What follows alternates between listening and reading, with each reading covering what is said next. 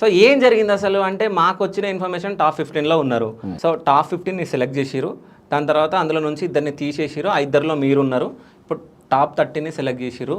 అంటే మిమ్మల్ని రిజెక్ట్ చేసిరు అన్నట్టు నాకు ఇన్ఫర్మేషన్ ఉంది. అసలు ఏం జరిగింది అంటే మిమ్మల్ని రిజెక్ట్ చేయడానికి కారణం ఏంది? రిజెక్ట్ ఏం లేదు, అంటే మేబీ ఒక ఐ థింక్ ఇప్పుడు ఓటింగ్ అయితే చూస్తున్నారు మీరు. ఓకే, 15 ఆడియన్స్ పోల్ అయితే నేను ఉన్నాను కదా. అవును. సో ఆడియన్స్ పోల్ ఉన్నంత మాత్రాన ఐ థింక్ వీఆర్ ఆల్రెడీ ఇన్ననే అర్థం దాన్ని. Okay, public voting is mandatory అన్నప్పుడు సో అది నేనైతే రిజెక్షన్ కాదని నేను అంటాను. నేను అంటే నాకు వచ్చింది ఇన్ఫర్మేషన్ ఏంది, మీకు రెడ్ కార్డ్ ఇచ్చినట్టు నాకు ఇన్ఫర్మేషన్ ఉంది.